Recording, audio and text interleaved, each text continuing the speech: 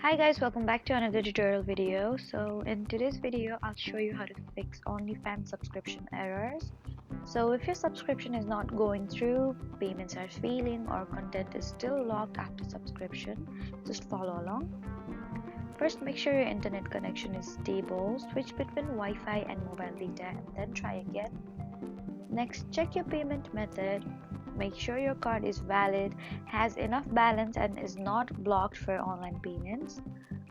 After that, double check your billing details. Even small mistake in your name, address, or card information can cause subscription errors. You should also try logging out of your OnlyFans account and logging back in. This helps refresh your account and update your subscription status. Next, clear your browser cache if you're using OnlyFans on a web browser. Sometimes stored data can cause payment or loading issues. If the issue still continues, try using a different browser or device. This can help you find out if the problem is device related.